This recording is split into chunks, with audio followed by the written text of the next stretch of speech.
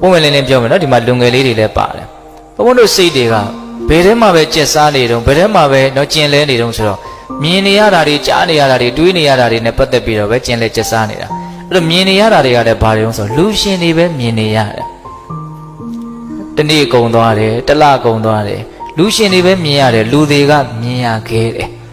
တခါတလေလူတွေကိုမြင်ခွင့်ကြုံပေမလို့မကြည့်ကျင်ဘူးဆိုပြီးတော့မကြည့်ဘူးဟုတ်လားဒါကြောင့်ဆေးရုံဆေးကန်းသွားတဲ့တယ်ကိုကလူမာတွေကြီးမြင်ရတယ်လူမမာဘူးမမြင်ရအောင်အဲ့တော့လူမာနဲ့ပတ်သက်တဲ့အတွေ့ပဲတွေ့တယ်လမ်းပေါ်သွားတယ်ဆိုရင်ဖိလိန်ပြင်ဆင်ပြီးတော့နော်တကယ်ကိုပဲအဆင်ပြေနေတဲ့ပုံလေးတွေပဲမြင်ရတာပေါ့နော်သူတို့ရဲ့အတွင်းရေးနောက်ကျောင်းလိုက်ပြီးတော့အိမ်ထိလိုက်ကြည့်လိုက်မယ်ဆိုရင်တော့အရှုပ်ထွေးတွေကြီးနေမှာပါဟုတ်လားဒါပေမဲ့မြင်ရတာကဘာတော့အဆင်ပြေတဲ့ပုံသဏ္ဍာန်လေးတွေပဲမြင်ရတယ်မာတာပဲမြင်ရတယ်နာတာမမြင်ရအောင်ရှင်တာပဲမြင်ရတယ်တေတာမမြင်ရအောင်အဲ့တော့စိတ်ကဘာလဲဆိုတော့ဒီရှင်တာနဲ့ပတ်သက်ပြီးတော့ပဲတွေးတယ်အဲ့တော့ငါဘလို့နေမယ်ဘလို့ထိုင်မယ်ဘာလုပ်မယ်ဟာဒီရှင်ရေးနေထိုင်ရေးနဲ့ပတ်သက်ပြီးတော့ပဲစိတ်ကဘာဖြစ်နေတော့တွေးနေတာတကယ်လို့သာလူတွေကိုခဏခဏမြင်မယ်ဆိုလို့ရှိရင်သေခြင်းနဲ့ပတ်သက်ပြီးတော့တွေးလိုက်တယ်အဲ့ဒီအတွေးကအများကြီးပို့ပြီးတော့လေးနေမယ်နော်ဘဝကရှင်သန်မှုတစ်ခုတည်းနဲ့တိဆောက်ထားတာမှမဟုတ်ပဲကို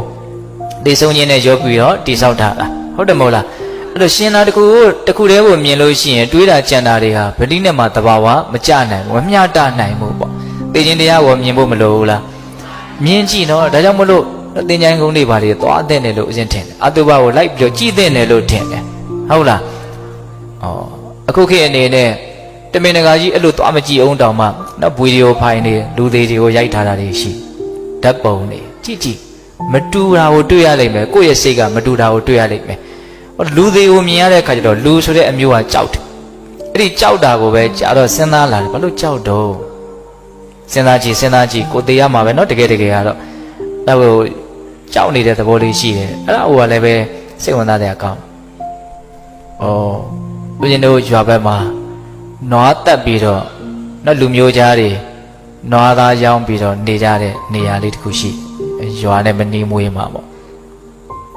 နွားတွေအများကြီးအဲ့ဒီမှာတက်တယ်